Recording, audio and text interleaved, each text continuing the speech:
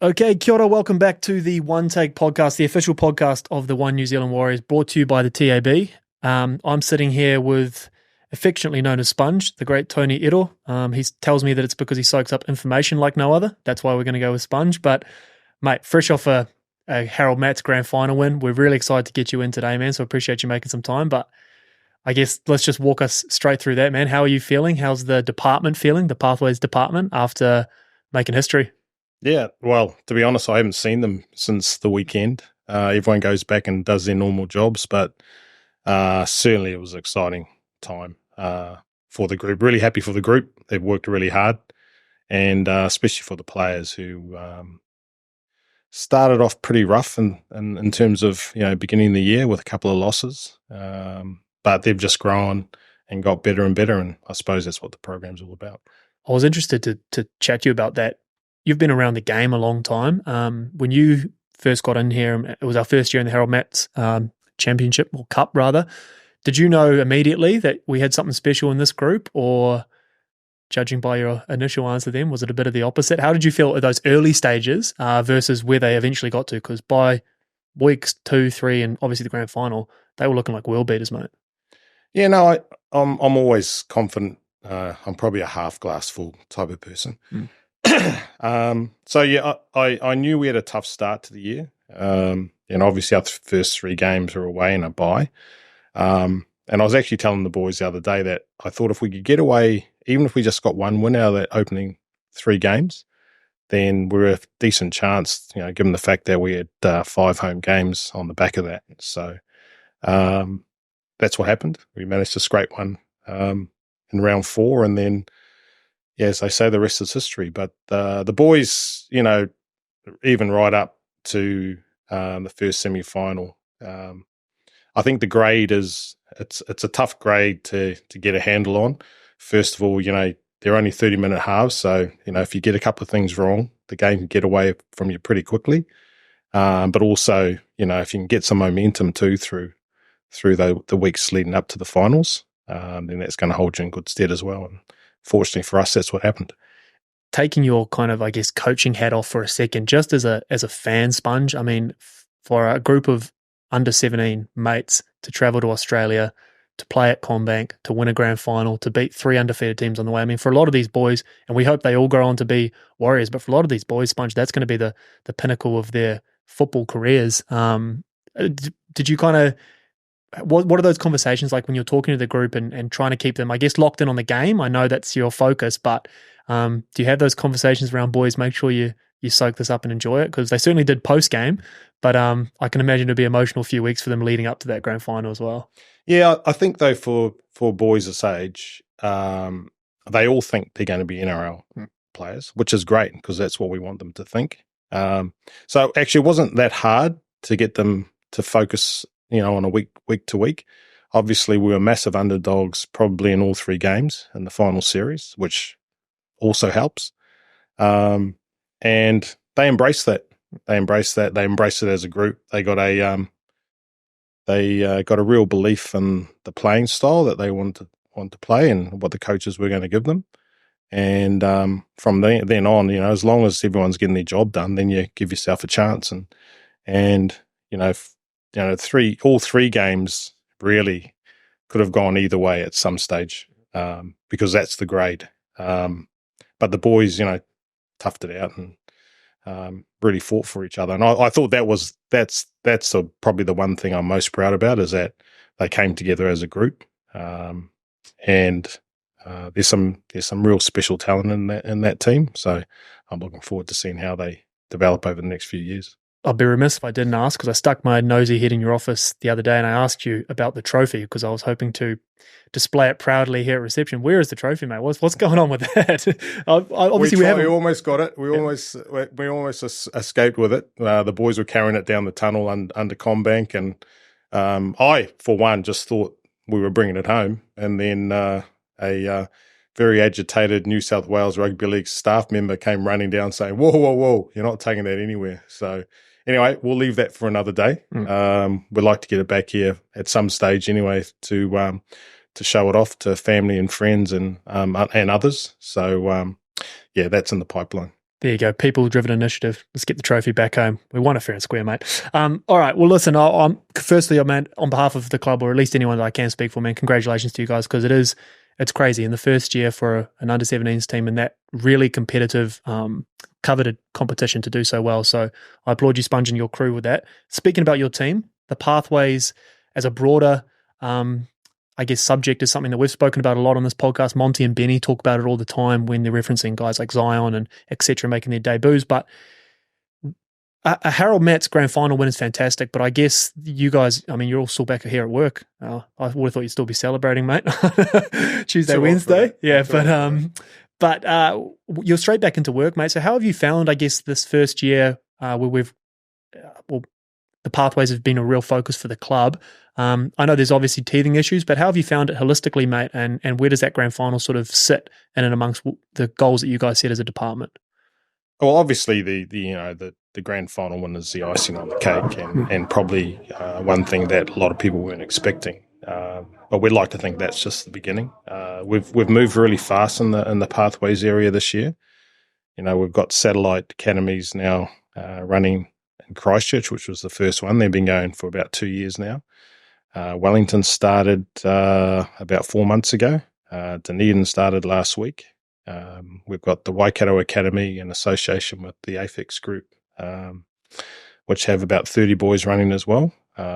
We've got Palmerston North, who are really keen. The Mid-Central group are really keen on getting one started, and I can see that happening in the very near future. We've got a group in Tauranga of boys who are getting together too, who are wanting to come under the banner. So I think for us, we haven't done everything right, to be honest. It has been massive growth in a short period of time. But we've got some really good people around the country in terms of helping us and helping kids, hopefully achieve those dreams of becoming warriors. And I think that's the biggest thing for us, is about having a foothold and those touch points with those kids the ones who actually want to stay in New Zealand, have aspirations of playing in the NRL, but don't have to leave for Australia. And I think that's probably the biggest one. If you look at our Harold Matthews squad that just played on the weekend, I think 10 of them are from outside Auckland. Mm. And that says a lot, I think, about the changing face of rugby league, and also about where the talent is, which is why we need to spread out across the country. It's obviously a very competitive marketplace. We've got a lot of clubs, NRL clubs here, chasing the same players. So, as I said, though, the one thing we can offer them is an opportunity to stay at home with their families and go to their school of choice, and we can make it happen if it's the right kid and he's prepared to work hard.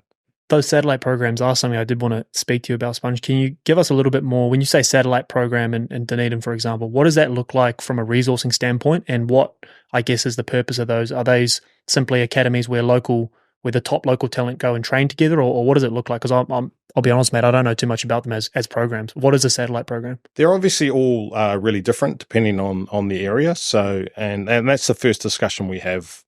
There's no sort of set template of what a Warriors Academy looks like, because the whatever football they're playing, whatever's a dominant code, it's different when they play their club seasons. The country isn't aligned, to be fair, so we can't align every academy to be doing the same thing. So we rely on the local rugby league people down there. We've recruited great trainers.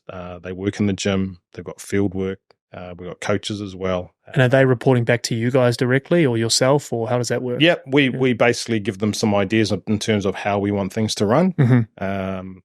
Giving them some free rein too, because they know their kids better than us. Yeah, of course. But basically, it's an opportunity for them to still develop as rugby league players, so that then when they do get the opportunities to either come up here and play some games with us, some concept games, or we take concept games to the area, at least they're prepared and we can get a good look at them at hopefully near their physical peak. I think the biggest problem we've always had in terms of trying to recruit kids from outside Auckland is that, we bring, for example, last year for Harold Matthews trials, we had 500 odd kids register.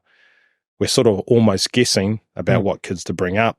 a lot of them come up here, they haven't done the work, and then they're basically thrown in the deep end against our Auckland kids who have been training regularly twice a week or 3 times a week.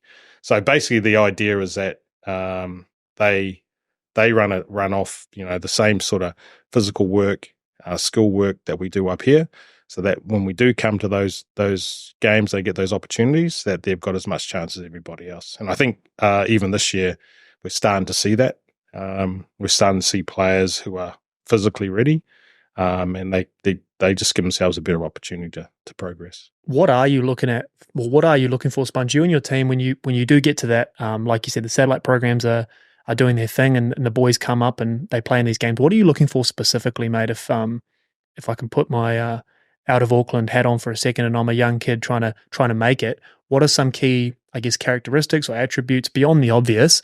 What are you kind of looking for to put that group in that kind of, Zion, Jacob, Lecker conversation where we really start to invest in these kids? What are you looking for, mate? You know what? The biggest one is kids that will turn up. And I think that's a massive one. If you talk to any of our performance staff, the biggest thing about becoming a top line footballer is you have to be consistent. Like, you have to be coming. Like, if you're missing sessions here and there, then it's just not going to cut it. Mm-hmm. So I suppose that's another big thing about the academies. It's not easy for these kids. They've got a lot of other commitments. Some of them have to travel big distances, but the kids that actually want it will turn up for the training sessions. So, there's obviously some physical and some natural football attributes that you're looking for. Yeah. But the biggest one is turning up. And I think, if there's any message for any kid, is, when a session's on, you've got to have a really good reason not to be there. Talking about guys who have turned up and have moved on to that next level, if I can get a little bit beyond the pathways here, again, Monty speaks a lot on this podcast about the immediate emerging crop, Zion, Ali, Jacob, to name a few more recently that have kind of debuted, Dimitrik as well, who's obviously on the mend. What out of those boys specifically made them kind of stand above the pack? Is it as simple as that, mate? Beyond the physical gifts, guys who bought all the way in. When I talk about that group specifically, what makes them so special? They're good people. That always helps. I think with that group too, they were part of the last, I might be wrong here, but I think they were part of the last SG Ball group back in 2018 before the COVID era hit. They were fortunate enough to travel as a group to Redcliffe to continue training. And so they've had that consistent training, been around the NRL side, been around some high quality football in terms of the Q Cup and the associated junior comps up there. So that's certainly helped in terms of their development. But as you say, exposing them and then for them just to be really consistent in the work they're doing, is probably is the pathway to success, so to speak. And, the other thing is they did it together. And I suppose that's the real big thing about the pathway teams that we have now. You look at the Harold Matthews side, we'd like to think that those boys as a group have developed something in terms of an association, a bond. And hopefully that will drive them on to bigger and better things too as the years go by.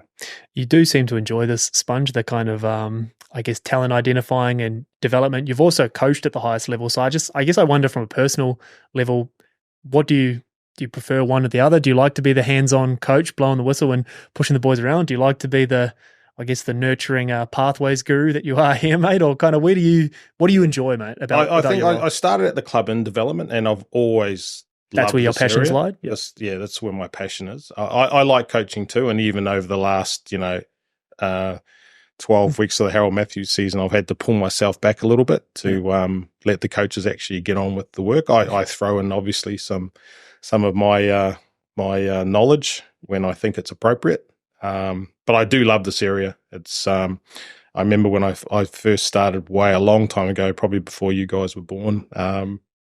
Probably not that long ago. Easy. It seems like it. Easy. Bodie's not that young, mate. Yeah, the first Warriors under 20s teams, and like the Ben Matalinos, the Sean Johnson I had in my squad. Those kids, just to see them succeed and basically change their lives is really inspirational for me. That's what I wanted to get to, mate. So you're leading me very well here, Sponge. You were part of, pathways now is such a big focus for a lot of NRL clubs.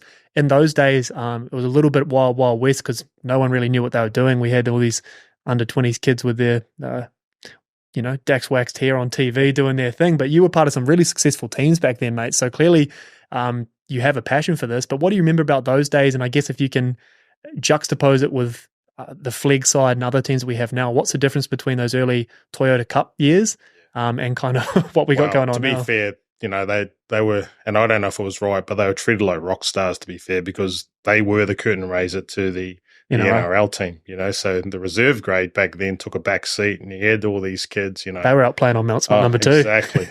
And these young kids, and, we had kids who were 16, 17 playing in our under-20s. Wow. But they were, like I said, they were the supposedly the next gen coming through. And it was good times because obviously that the experience of playing in front of big crowds and being the number 2 show during the week.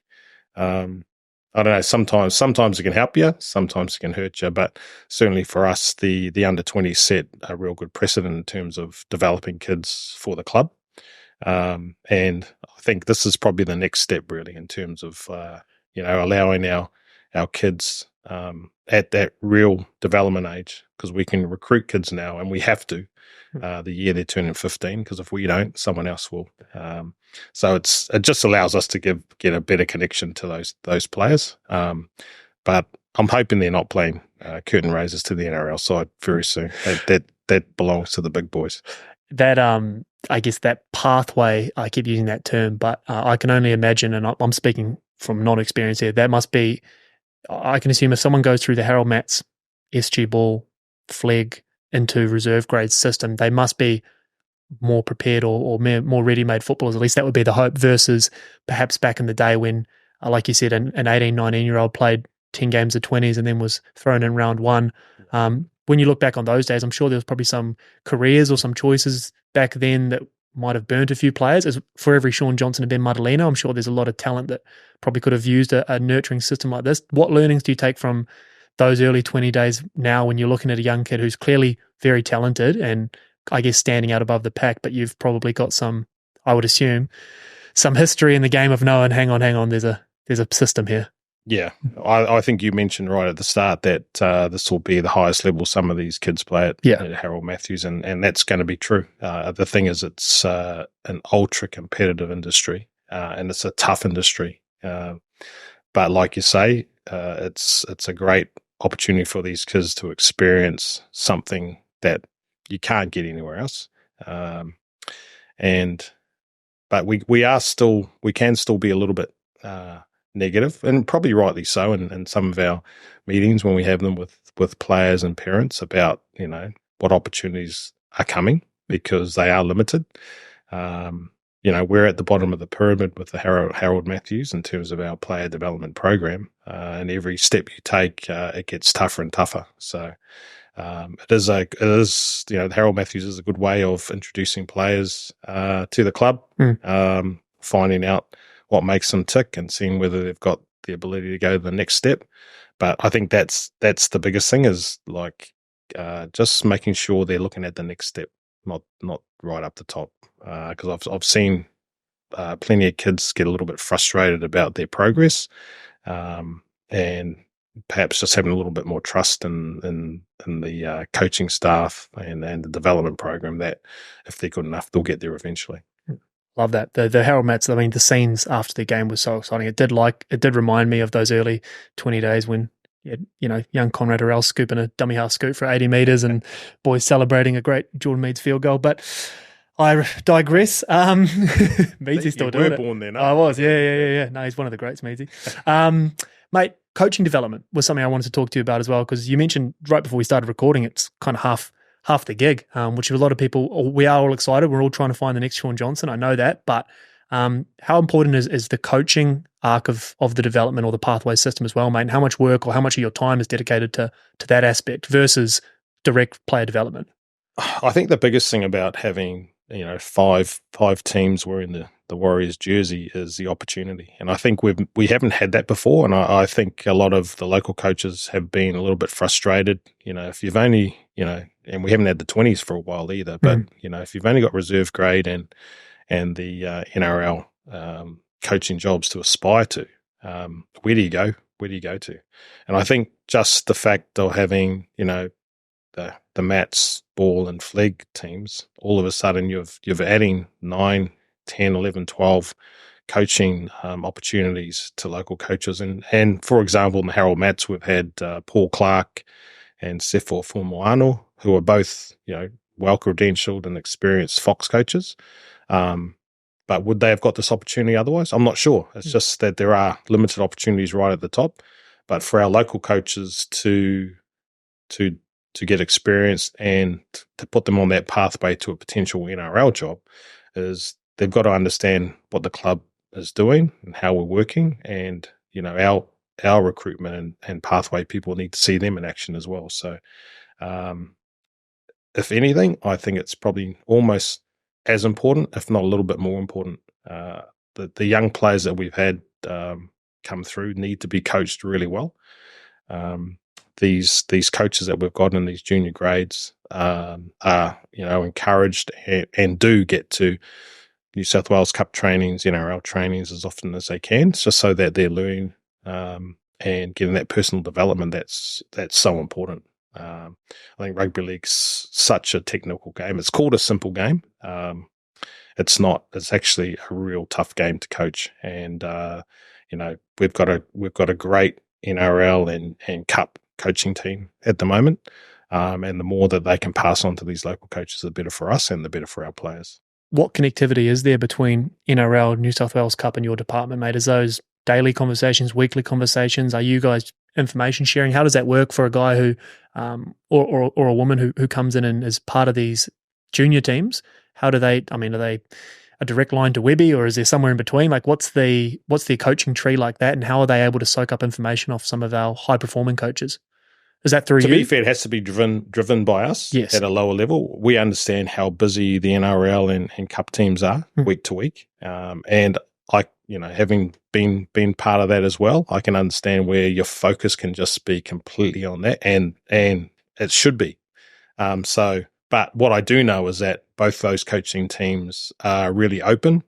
If we ask, then generally they will let us come in. Awesome. And I think Webby's got a real understanding too about having his time at Penrith, the development programs there, is that if you don't engage with your junior coaches, if you don't let them come in and be around it, then the chances of them progressing are probably slim. So he's really open to us. Sometimes there's weeks where he doesn't want us around, and completely understand it as well, but you'd find that's in the minority. He's very open, as are most of the coaches. And as I said, they're a real strong coaching group, and that they're all a little bit different. They've all got different experiences, and they've all got something that our coaches will take away from them. You've been involved at the club at a lot of different levels, Sponge, for a long time now. This might be a bit of a hard one to ask, but before I get you out of here, I was really keen to have a chat about, people have spoken a lot about, off the back of the 2023 success, the differences and the changes at the club, and it's such a different environment, and the Webby effect and all this other stuff. As part of the furniture here, mate, what have you? What's kind of some big takeaways or big changes that you've noticed? Let's say in the last, post-COVID era here at the club. Is there anything that's really stuck out to you, or when you walk in that door that's different than perhaps some of those, I guess, leaner times, or when those pathways and stuff weren't here? What's the biggest differences, mate? Belief, I think. I think when you see the senior players come in, they've got a belief in what they're doing, a belief in the system, the belief in what can work for them. And in some respects, and I might be drawing a long bow here, but I'd like to think that the Harold Matthews have drawn a little bit out of that too, in terms of having a belief in terms of what they could achieve. And actually, you know what? I'm pretty sure that's it. If you look at the hype and the energy around the Wars at the moment, it does mean something. And I think there is a lot of belief there now, in terms of what this side can do. It's quite interesting. I look now at the media because, we've drawn one game in the last three. I think, previously, the media would have gone, oh, well, that's just the Wars. Now it's like, what's going on there? You know what I mean? And, the expectation. the expectation is great. And Webby talks about it all the time. And I think the whole energy around what the NRL side is doing is rubbing off on the rest of the squads and the rest of the coaching staff as well. So, no, I'm really excited about it. As I said, they're a real strong group up top. They're a group that I know our young boys aspire to be, and as do our coaching staff. So onwards and upwards. All right, mate. What's next? Harold Matts is done. GF trophy TBC to be arriving. But what's next for you, mate? Obviously, Flegg and SG Ball are still rolling. Satellite programs popping up left, right, and centre. But what's next for you, Sponge? Well. Back to work. I'm flying off to Wellington now. We've got a game for our Wellington Academy down there tonight, and that sort of basically over the next few months. Obviously the club season starts, the 1A rugby season starts as well, which that's rugby, but that's where a lot of our boys are playing now. So yeah, basically it's getting out there and getting ready for the next Harold Matts season and recruiting the squad that we think can hopefully win it again. Awesome, man. Well, again, like I said off the top, man, massive for the club, massive for you guys. Congratulations. No pressure to repeat, but I'm backing you in. So cheers, Sponge. Thanks, Appreciate bro. it. Thanks, mate.